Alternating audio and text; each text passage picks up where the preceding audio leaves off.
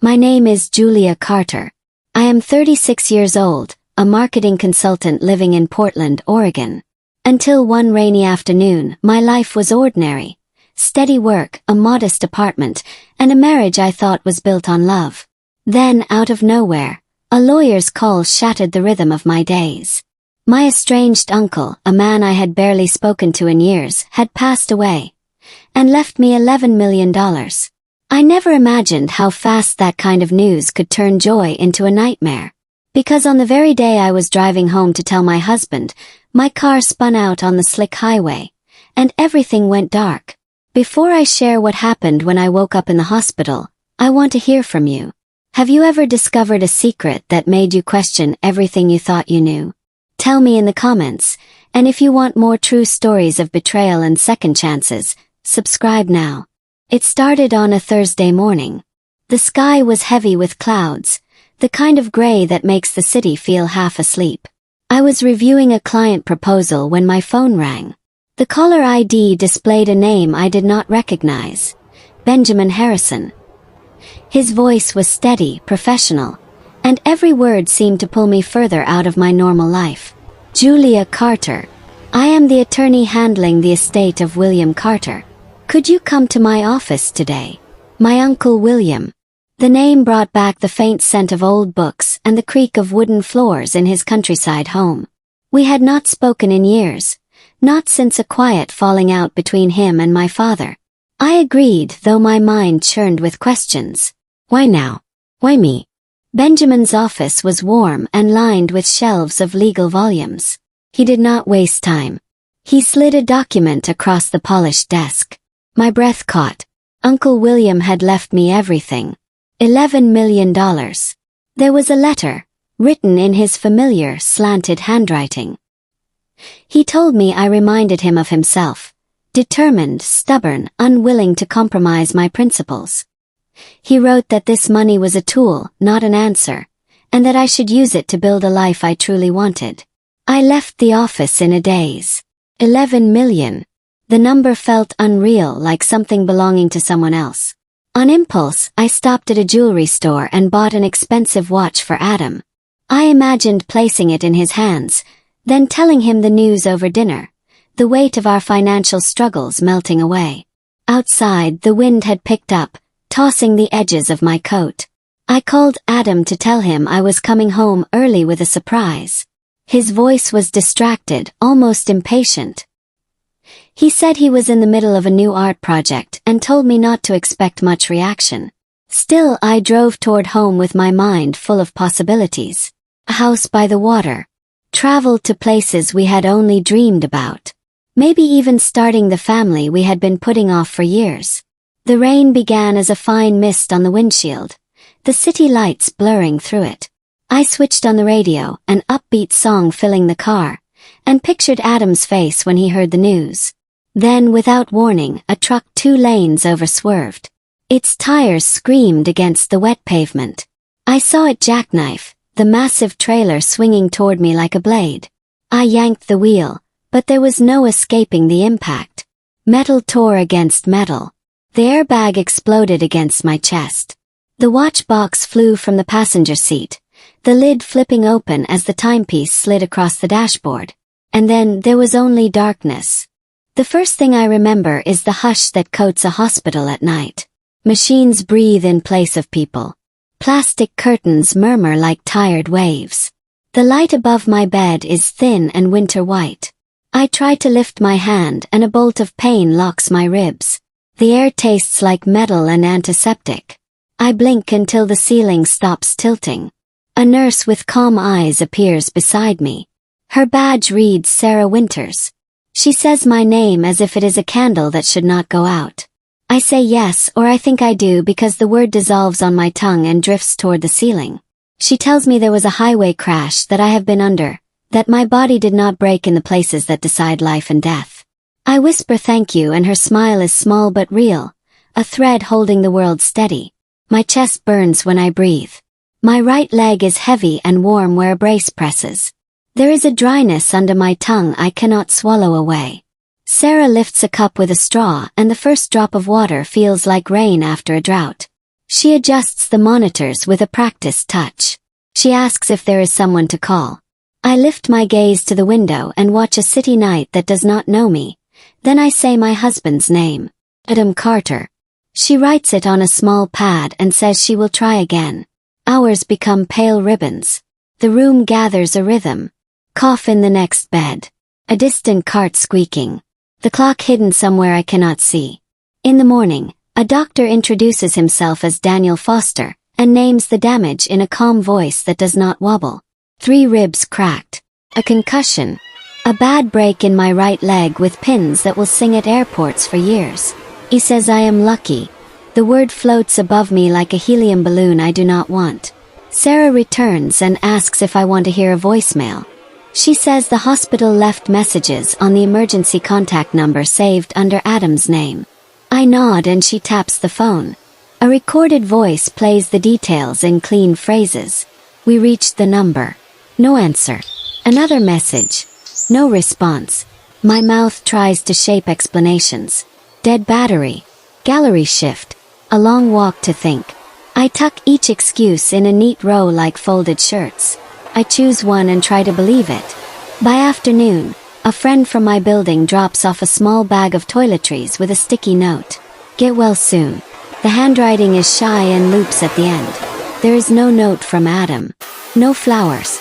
No rushed footsteps in the hall. I ask Sarah for my phone. She passes it over with the tenderness of someone handing you your own voice. I dial his number. It rings once, then again, then shifts to the dry click of voicemail. I leave a message steady as I can and tell him I am at Helena General, room 14. I say I need him and end the call before the need breaks me open. Evening walks in on quiet shoes and sets down a tray of broth and applesauce. I manage a few spoonfuls and the taste is both bland and safe. A janitor hums a tune I cannot place. When he is gone I try Adam again. Voicemail. I send a text. At the third line my hands shake so hard I let the phone rest on my chest and close my eyes. The watch I bought him flashes across my mind, sliding loose in the crash. I do not know where it is now. I do not know if it kept time through the violent dark. On the second morning, Sarah wheels me gently to X-rays. The hallway is cool and smells like lemon cleaner. When we return there is a single message on my phone. A short line about hearing of an accident and being busy with a project. No question about whether I am hurt. No what can I bring. I read the message twice and the cold climbs into me through the places where bone meets skin. Sarah watches my face and asks if I need anything. I say no in a voice that does not sound like mine. Daniel stops by with updates. He says the leg is set for now. That swelling needs to go down before another procedure. He speaks gently about pain management and he does not look away when my eyes shine. Sarah comes later with a small extra pudding cup and asks if I would like company during her break.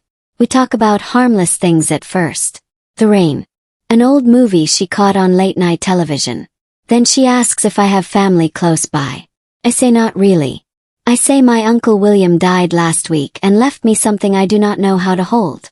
The word inheritance feels too big for this small room. Still it fills the air. 11 million, a sum that tilts gravity. I do not say the number aloud. I simply tell Sarah I had good news and was driving home to share it, and the road answered with steel. She listens with the kind attention that does not try to fix. When she leaves, the room seems larger, which is either comfort or loneliness, I cannot tell. Late at night, a nurse in blue scrubs checks my drip, and the moon hangs on the edge of the window like a last coin in a pocket. I pick up the phone again and open a social feed out of habit. The algorithm does not know I am in a hospital bed. It serves me art openings and coffee shop photos and strangers smiling in warm kitchens. My thumb freezes. There is Adam in a crowd photograph at Artemis Gallery. A place with white walls and rich patrons, a place he always said he would someday belong to. He is holding a flute of champagne and smiling in a way I have not seen in months. The caption under the gallery's post reads New Beginnings. I stare at the screen until the words blur. I tell myself the photo could be old. I tell myself it could be a fundraiser. I tell myself anything that will let me breathe. I send another text. I say I am awake. Say please come. The status reads delivered and sits there like a stone. The next morning, a woman from the hospital's counseling team arrives with a soft voice and a firm presence. Her name is Jessica. She explains trauma with clear words that do not flatten what I feel.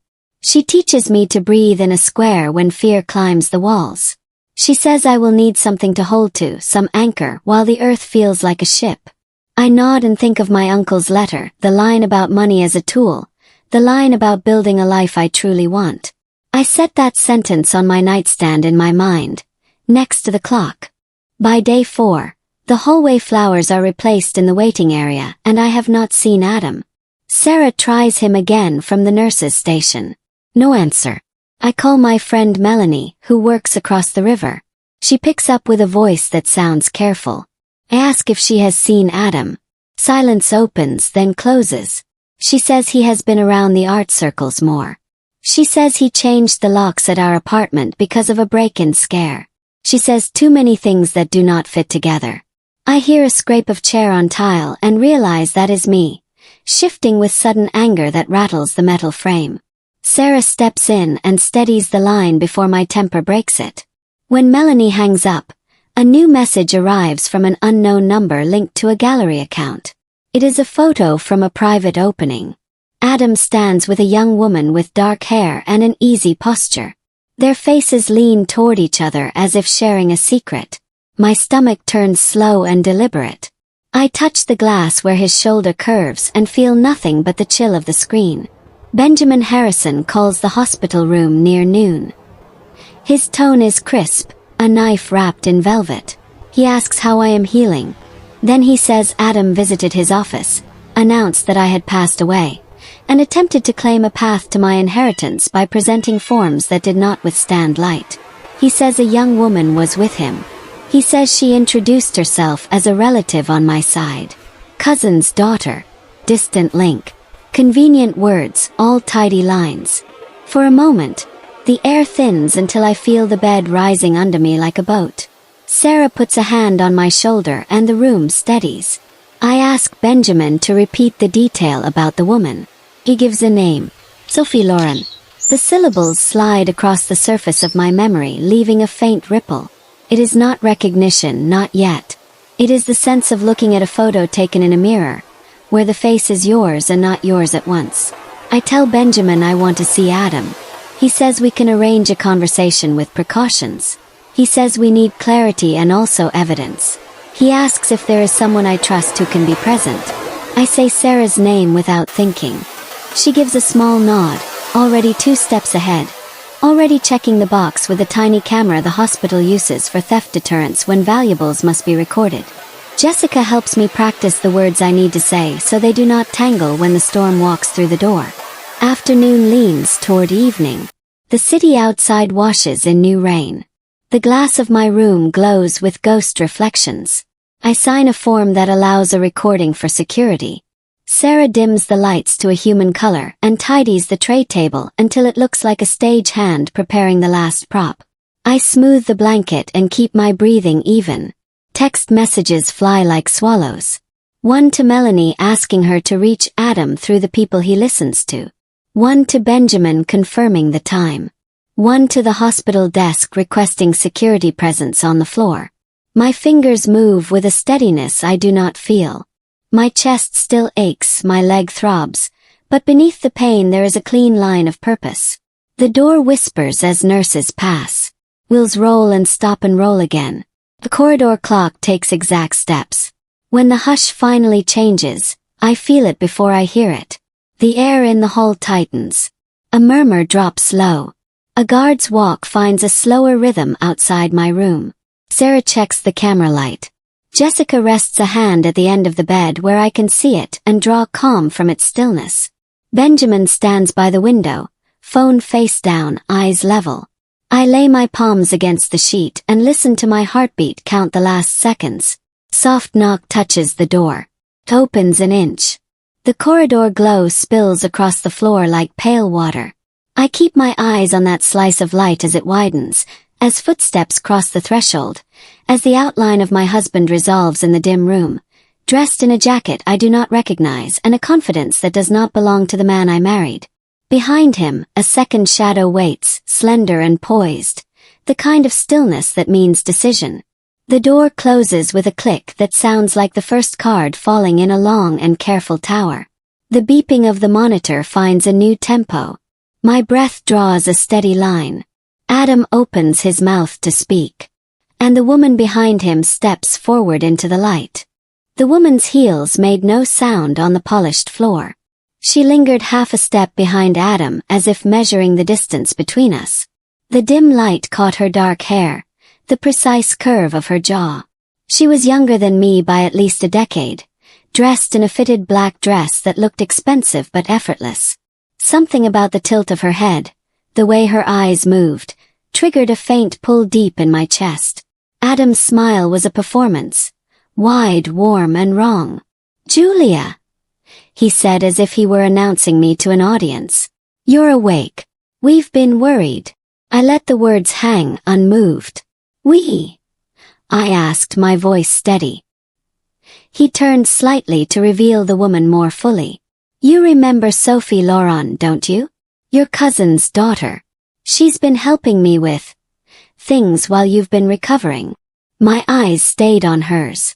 Sophie's smile was brief, a shadow that flickered and died before it reached her eyes. She stepped forward another pace, close enough that I could see the tiny tremor in her hands. Adam moved to the foot of my bed, pulling papers from the inside pocket of his jacket. "The doctors told me you might have trouble handling your affairs for a while. These are just some simple authorizations so I can take care of things until you're better. Bills, counts. You don't need to worry about any of it." He set the papers on the tray table between us, as if the ink might warm itself into my signature. I did not look at them. "You mean the 11 million I inherited from my uncle?" There was the smallest pause. A flicker of surprise before he recovered. "Yes, course. That's a blessing but also a responsibility. In your condition, the stress of managing something like that could..." "Is that why you changed the locks at our apartment, blocked my accounts, and told people I was dead?" His eyes narrowed. "You've been listening to gossip. Not good for your recovery." From the corner of the room, Benjamin's voice cut in, calm but sharp. "Show her the video." Adam spun around, startled. "Who the hell are you?" "Benjamin Harrison, Mrs. Carter's attorney. And you must be the husband who's been attempting to defraud her." Benjamin stepped forward, setting a tablet on my tray and pressing play. The footage showed Adam and Sophie sitting in Benjamin's office days earlier. Adam was handing over a death certificate with my name on it, claiming next of kin rights. Sophie sat beside him, silent, her gaze lowered. "That's enough," Adam snapped, reaching for the tablet. Sarah stepped forward, her voice firm. "Don't touch that. Hospital security is outside." The tension snapped tighter. Sophie moved suddenly, stepping to my side of the bed. Her eyes locked on mine and her face went pale. She stopped as if she'd hit an invisible wall. "Oh my God," she whispered, her voice shaking. "She's my mother." The room froze. The monitor beside me ticked my heartbeat faster. Adam lunged toward her, gripping her arm. "Shut up. Stick to the plan." Sophie didn't look at him. She reached into her purse with trembling fingers and pulled out a worn photograph, holding it out to me. In the picture, a teenage girl cradled a newborn, her face partially turned but unmistakably mine at 17. My hair was longer, my eyes red from crying. I remembered the moment, how the air in that room felt too thin, how my hands had ached from holding on and letting go at the same time. "Where did you get this?" My voice barely rose above a whisper.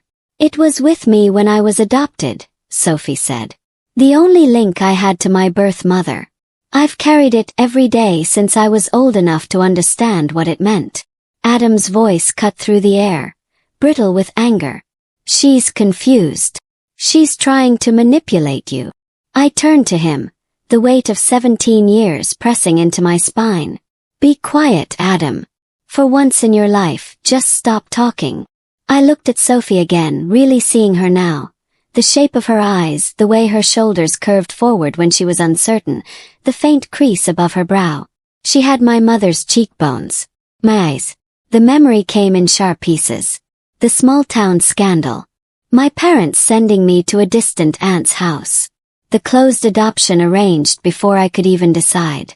The way I'd held her once and memorized the scent of her before she was taken away. I was 18. I began, my voice unsteady. A senior in high school. My boyfriend wanted nothing to do with a baby. My parents were horrified. After you were born, they let me hold you for a few minutes before you were gone. Sophie's hands tightened on the photograph. My adoptive parents told me it was the only thing that came with me. They were good people. They never hid the truth. When I turned 18, they supported my search for you. How did you find Adam?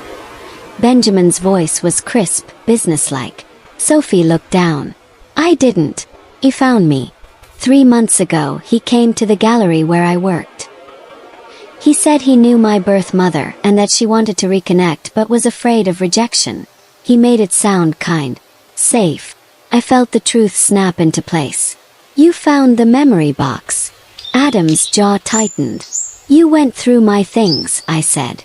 You found the photo, the hospital bracelet, the tiny hat. And you decided to use her. Sophie's voice cracked. He told me marrying him would make you happy, that it would bring us all closer. And then when I had the accident, I said, I was more valuable to you dead than alive. Adam's eyes darkened. You can't prove anything. Benjamin smiled faintly. Actually, we can. Fraud, forgery, attempted grand theft, bigamy, all recorded, all admissible. Sophie stepped back from Adam, her face pale and hard. You used me. He didn't deny it. It was mutually beneficial, he said flatly. I turned to her, my voice softening. I'm sorry you got pulled into this. You didn't deserve any of it. The door opened and 2 hospital security officers stepped inside. Benjamin nodded toward Adam. This is the man. Adam looked at me one last time. His voice dipping into the tone he used to use when he wanted something. We can work this out, Julia. I met his gaze without flinching. Officers, take him out. As they led him away, Sophie and I were left staring at each other. 17 years had just collapsed into this room, into this moment where a lie had burned away to reveal something neither of us was ready for. For a long moment after the door closed, the room felt heavier. The faint hum of the heart monitor was the only sound between us. Sophie stood near the foot of my bed, clutching that worn photograph as though it might vanish if she loosened her grip. I didn't know what to say first.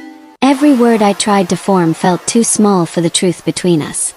Her eyes searched mine, and I saw the uncertainty there. The same uncertainty I'd carried for 17 years, wondering who she'd become if she was happy, if she hated me for letting her go. She broke the silence first. All my life, I imagined finding you. But never like this.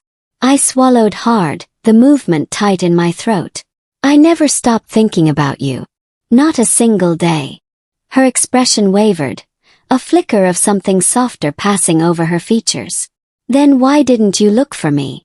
The question landed like a stone in still water. I had asked myself that countless times. Shame, I admitted.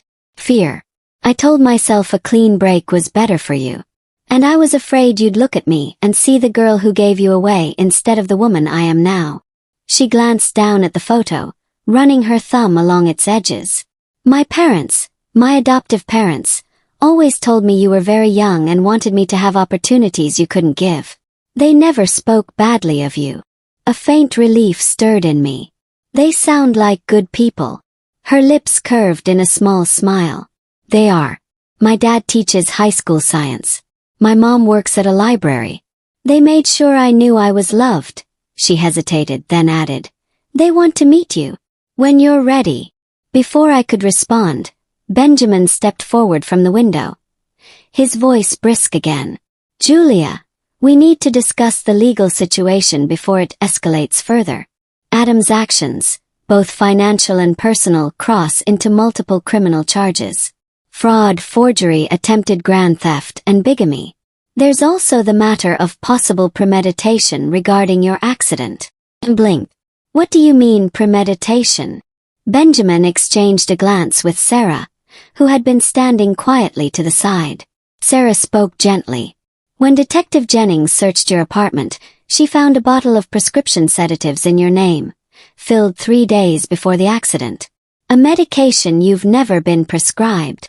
A chill rippled through me. I've never even had trouble sleeping.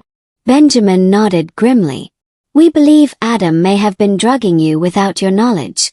Some of your neighbors reported you seemed unusually tired and disoriented in the days before the crash. My mind spun, replaying those final days before the accident. The moments where I felt slow, fogged over, brushing it off as exhaustion from work. So maybe the crash wasn't just bad luck, I murmured. We can't confirm it yet, Benjamin said, but we're building the strongest case possible. The more evidence we gather, the more charges will stick. I looked at Sophie, whose face had gone pale again. Did he ever? I couldn't finish the sentence. She shook her head quickly. No, but he was always in control. Always deciding where we went, what we did. I thought it was just him being protective. I leaned back against the pillows, my body aching under the weight of everything. So what happens now? Benjamin straightened his jacket. First, we protect your assets. We freeze any accounts he's tried to access. Next, we nullify his claim on your inheritance and file for annulment of his so-called marriage to Sophie. Then we pursue criminal charges. Sarah stepped closer to my bed. And we get you somewhere safe when you're discharged. You can't go back to the apartment. I could stay with you, Sophie offered suddenly. It's not much, just a small place in the city, but it's better than being alone. The offer touched me, but I shook my head. You've been through enough because of him. I can't ask you to take on my problems too. Benjamin cleared his throat. Actually, there's another option. Your uncle's estate. It's fully in your name now. It's unoccupied, secure, and more than large enough for you to recover. Memories of my uncle's countryside home drifted into my mind. Wide green fields, the quiet creak of old floorboards, the smell of aged books. It's over an hour from the city, I said softly.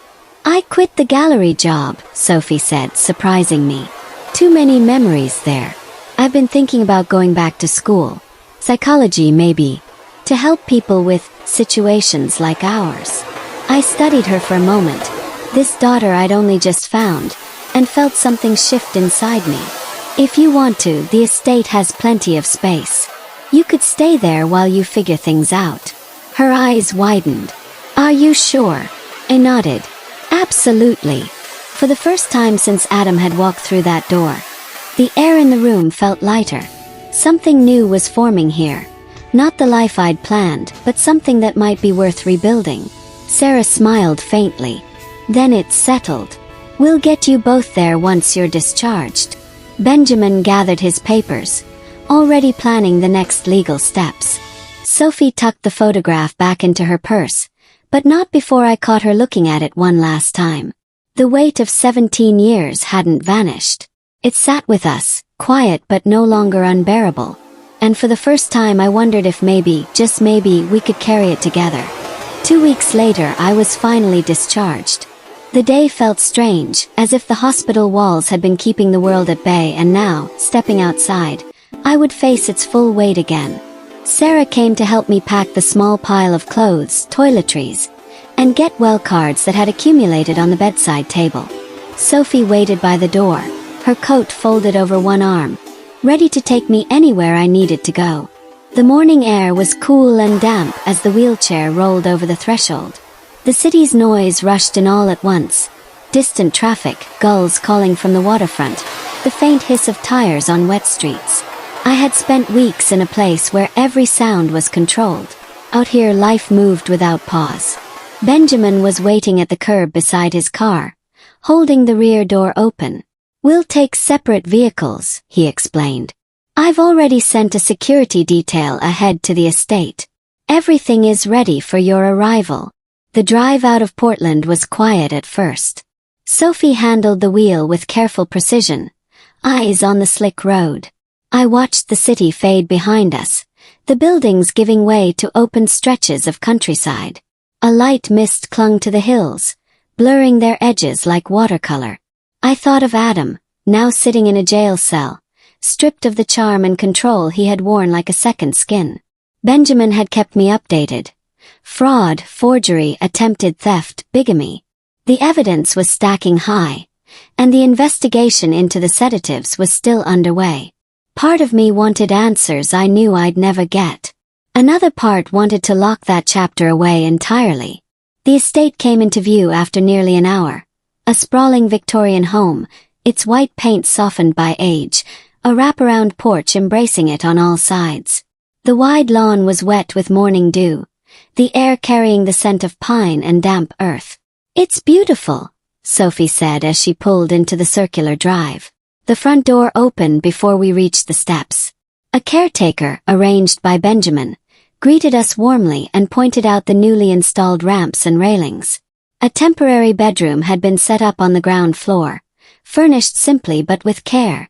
Once inside, I felt the strangeness of standing in my uncle's house without him. Every corner carried traces of him. The tall shelves lined with books, the faint smell of old leather in the study, the way light spilled across the hardwood floor in the front hall. The first few days settled into a quiet rhythm.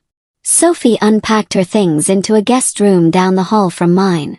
The caretaker came in the mornings to help with cleaning and errands. A physical therapist visited 3 times a week, guiding me through exercises that left my muscles aching but stronger. Evenings were the hardest. The house was large and still, the silence broken only by the creak of old wood or the wind pressing against the windows. Sophie and I began eating dinner together in the kitchen instead of separate rooms, the sound of clinking dishes and soft conversation filling the space. At first our talks were light. How her day went, updates from Benjamin, memories of my uncle's estate visits from when I was a child. Gradually, the gaps between us began to close. She told me about her high school years, her first job, the foster family she stayed with before adoption. I told her about my work in marketing, the small apartment in the city, the ways I had learned to keep going even when things felt thin and fragile. One evening, as rain tapped against the windows, Sophie mentioned her adoptive parents again. "They really do want to meet you," she said, her voice careful. "They're not angry. They've always respected the decision you made." I nodded, though the thought still made my stomach tighten. "When I'm ready," I said. In the background, the investigation continued. Benjamin called often, his updates measured and precise. Adam's bail had been denied. Detectives were still combing through financial records and emails, uncovering more attempts to access my accounts. It seemed every new discovery proved just how deep his betrayal had gone. But here at the estate, the days passed in a steadier way. Sophie started researching psychology programs, spreading brochures across the dining table in the afternoons. I began writing, at first just notes in a journal, then longer pieces. It was as if telling the story, even to myself, made it lose some of its power to hurt. One morning, Sophie appeared in the doorway with 2 mugs of coffee. "I was thinking," she said, "we should make this place ours. Plant something in the garden. Something new." I looked out the window at the wide, empty stretch of earth beyond the porch. "Yes," I said.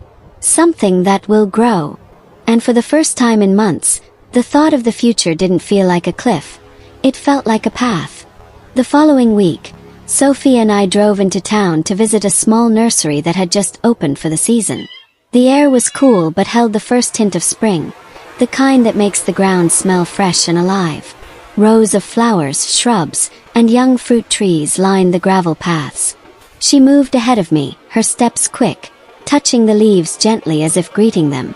"What do you think?" she asked, holding up a tray of lavender plants. The soft purple blooms swayed lightly in the breeze. "Perfect," I said. "The scent will carry across the porch." We picked out roses, climbing ivy for the porch columns, and a young maple tree for the front lawn. It felt strange and grounding to choose things that would outlast the mess of the last few months, things that would grow long after the memory of Adam's voice had faded. Back at the estate, we spent the afternoon digging and planting. Sophie knelt in the damp soil, her hair falling forward as she worked, while I sat on a low stool, easing the lavender into its place along the garden path. It was quiet except for the scrape of the trowel and the distant sound of birds. By evening, the beds were full, the maple trees staked and standing straight. Sophie stepped back to look at our work. "It's a start," she said. Inside, the kitchen smelled of baked bread. We had started cooking together most nights, a kind of unspoken ritual. Tonight, it was chicken soup with thick slices of the bread cooling on the counter. As we ate, she showed me an email from one of the universities she had applied to. They wanted an interview for the psychology program. "That's incredible," I said, meaning it. "You're going to be good at this. Better than good." She looked down into her bowl, a small smile tugging at her lips. "You think so? I know so." The days began to pass in a rhythm. Mornings with coffee on the porch, afternoons with her at the dining table reading or filling out forms while I wrote in my journal. The physical therapist was pleased with my progress, and by mid-March, I had graduated from crutches to a cane. Each step without pain felt like reclaiming another small piece of myself. Then one rainy afternoon the phone rang. It was Benjamin. "Julia," he said, "the sentencing hearing has been scheduled for next month. I thought you'd want to know." I did. Part of me dreaded seeing Adam again, but another part wanted to watch the last threads of his influence unravel in a courtroom. Sophie listened quietly as I relayed the call. "Will you go?" she asked. "Yes," I said. "I need to." The night before the hearing, the rain stopped and the air turned cold. Sophie and I sat in the living room, a blanket draped across both of us, watching the flames in the fireplace. "Do you ever think about what life would have been like if we'd found each other sooner?" she asked suddenly. I thought of the years between us, all the missed birthdays and conversations, the different lives we'd lived. "I do," I said. "But we have now. And that's enough." She rested her head on my shoulder, and for the first time, it felt like the silence between us was full, not empty. The morning of the hearing, the sky was a hard, flat gray. Sophie drove us into the city, the tires hissing over wet pavement. I sat in the passenger seat with my hands folded, watching the buildings grow taller as we neared the courthouse. Inside, the air smelled faintly of paper and polished wood. Security checked our bags before directing us to the correct courtroom. Benjamin was already there, leaning against a bench, flipping through a folder. He straightened when he saw us. "It'll be straightforward," he said. "The evidence is clear, and the judge won't have patience for theatrics." But Adam was always a performer. When the bailiffs brought him in, shackled at the wrists, he still managed to scan the room with that calculating gaze. His hair neatly combed, his expression controlled. I wondered how many people in this building he could still charm if they didn't know the truth. The judge entered, and the room fell silent. The charges were read aloud: fraud, forgery, attempted grand theft, bigamy, with the possibility of further charges pending the sedative investigation. Each count landed like a nail driven into the floor between us. Adam's attorney tried to soften the blow, painting him as a man overwhelmed by financial strain, acting out of desperation rather than malice. But when the prosecution played the recordings from Benjamin's office, the falsified death certificate, the claims of next-of-kin rights, the mask slipped. The judge's questions cut through the performance. "You declared your wife deceased while she was in hospital care. You attempted to marry her biological daughter for financial gain. You falsified legal documents to claim an inheritance not yours. Do you deny any of this?" Adam's answer was measured but brittle. "I was misled. Manipulated. There were misunderstandings." "Misunderstandings don't require forged documents," the judge interrupted. When my turn came to speak, I rose slowly, leaning on my cane, my voice steady. I told the court about the accident, about waking up alone, about learning that my husband had already buried me in words and moved on. I spoke of the betrayal, not only to me but to Sophie, who had been pulled into his lies without understanding their depth. Sophie sat in the gallery, her hands clasped tightly in her lap. I caught her eyes once, and she gave me the smallest nod, as if to say keep going. The judge listened without interruption. When I finished, the silence felt like the air just before a storm breaks. Adam's sentence came quickly. 8 years. No parole for the first 5. The gavel struck, final and cold. As the bailiffs led him away, he looked back at me, something sharp in his eyes. Maybe regret. Maybe resentment. Maybe both. But it no longer mattered. Outside the courthouse, the air felt cleaner. Sophie slipped her arm through mine as we walked toward the car. "It's over," she said quietly. "The worst of it is," I agreed. But even as I said it, I knew the past had left its marks. What came next would be about more than survival. It would be about building something that couldn't be taken apart by lies again. 2 weeks after the hearing, Sophie asked if I was ready to meet her adoptive parents. The question landed softly, but I felt the tremor underneath. This was not just a polite introduction. It was walking into the lives of the people who had been her world for 17 years. We arranged for them to visit the estate on a Saturday afternoon. The morning of, I couldn't stop fussing. I checked the living room twice, rearranged the flowers on the mantel, then had Sophie help me choose an outfit that felt respectful but not stiff. She laughed when I held up a plain sweater. "Too safe," she said, handing me a soft blue blouse instead. The sound of tires crunching on the driveway pulled me to the window. A silver sedan stopped in front of the porch, and a couple stepped out. Diana and Mark Laurent. She had warm eyes and a smile that came easily. He had the steady bearing of a man who measured his words carefully before speaking. Sophie opened the door before I could, her voice light with excitement. "Come in." I stood a little back, unsure how to greet them. But Diana crossed the space without hesitation and took my hands. "We've been looking forward to this," she said, and there was no accusation in her voice, only welcome. Mark offered a firm handshake. "We've always known this day might come," he said. "We're glad it's here." We settled in the living room, the fire lit against the early spring chill. Diana asked gentle questions. How I'd been recovering, what memories I had of holding Sophie as a baby. I told them about my uncle's estate, about how Sophie and I had started planting a garden together. "She's always loved being outside," Diana said fondly. "Even as a little girl, she'd spend hours in the yard." Mark listened more than he spoke, but when he did, it was with a quiet sincerity. "We've always considered ourselves the caretakers until she could know you," he said. "Now that she does, we hope you'll be part of her life." It was more generosity than I had dared to expect. No hint of rivalry or fear, just an open door. We ate lunch together at the dining table, laughter softening the edges of the conversation.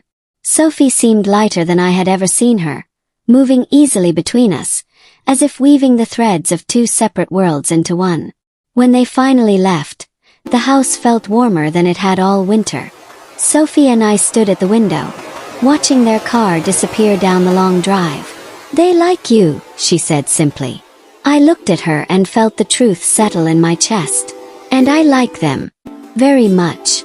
For the first time, it felt as though the pieces of her life and mine could fit together.